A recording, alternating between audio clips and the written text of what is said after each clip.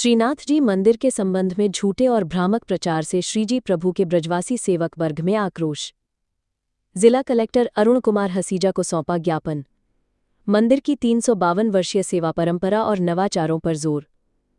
राजसमंद जिले के पुष्टि मार्गीय प्रधान पीठ प्रभु श्रीनाथ जी की हवेली नाथद्वारा के संदर्भ में हाल ही में किए गए झूठे, भ्रामक एवं मिथ्या प्रचार को लेकर श्रीनाथ जी मंदिर के सेवकगण और ब्रजवासी सेवक वर्ग में गहरा आक्रोश है। इसी संदर्भ में मंदिर सेवक वर्ग ने गुरुवार को टेम्पल बोर्ड पदेन सदस्य एवं जिला कलेक्टर अरुण कुमार हसीजा से मुलाकात कर भ्रामक तथ्यों के प्रत्युत्तर में तथ्यों सहित एक ज्ञापन सौंपा। इसका उद्देश्य वैष्णव जन और नगरवासियों में किसी भी प्रकार की गलतफहमी को दूर करना है। ज्ञापन में बताया गया कि श्रीजी प्रभु की सेवा पिछले लगभग 352 वर्षों से अनवरत जारी है। समय समय पर व्यवस्थाओं में परिवर्तन होते रहे हैं, जो समय की मांग, वैष्णवों की सुविधा और प्रभु के सुख के लिए किए गए हैं। सेवक वर्ग ने कहा कि वर्तमान में कई ऐसे बिंदु हैं जिन पर गलत प्रचार कर वैष्णवों को भ्रमित किया जा रहा है, जबकि सच्चाई कुछ और है।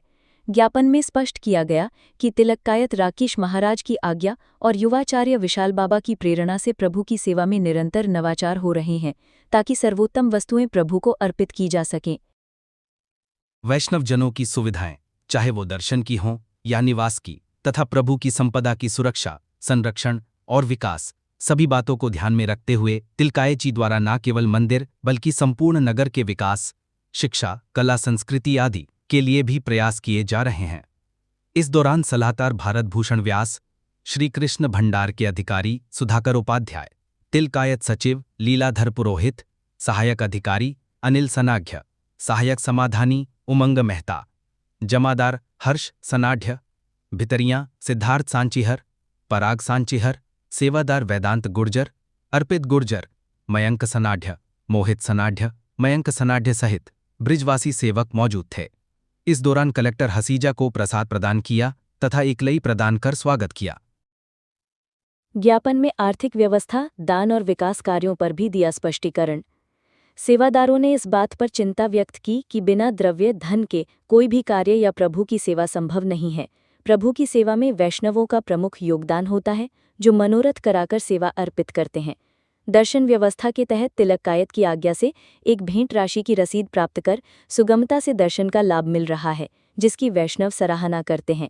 ज्ञापन में ये भी बताया गया कि श्रीनाथ जी प्रभु की सेवा के लिए एक बोर्ड का गठन किया गया है, जो प्रशासनिक और राजस्व मामलों को देखता है। इस बोर्ड द्वारा अर्जित आय से ही सेवकों का वेतन, प्रशासनिक व्यय और अन्य सभी प्रकार के खर्चों की पूर्ति होती है। ये भी स्पष्ट किया गया कि नाथद्वारा में स्थित प्राचीन भवनों में किसी भी प्रकार के बदलाव या हटाने के भ्रामक दावे निराधार हैं, क्योंकि हेरिटेज भवनों में परिवर्तन के लिए पुरातत्व सर्वेक्षण विभाग की अनुमति आवश्यक है, जो अभी तक मंदिर मंडल द्वारा नहीं ली गई है। धीरज धाम के निर्माण से मंदिर को सालाना 2 करोड़ रुपए की भेंट प्राप्त होती है और पूर्व में भी यात्री निवास के निर्माण के प्रस्ताव रखे गए थे। पारदर्शिता और भविष्य के विकास पर बल।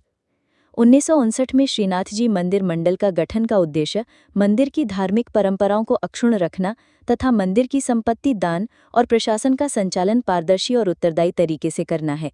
इसमें सरकार द्वारा नियुक्त सीईओ तिलक्कायत महाराज का सहयोग करते हैं, ताकि प्रभु सेवा और पूजा परंपरा के साथ साथ सार्वजनिक हित और जनकल्याण के कार्य भी सुचारू रूप से हों और पारदर्शिता बनी रहे। ज्ञापन में उल्लेख किया गया कि नाथद्वारा के विकास में पूर्व के तिलक्कायत महानुभावों और वर्तमान में मंदिर एवं तिलक्कायत का शिक्षा, स्वास्थ्य, पर्यटन, कला, संस्कृति और स्वच्छता जैसे क्षेत्रों में महत्वपूर्ण योगदान रहा है।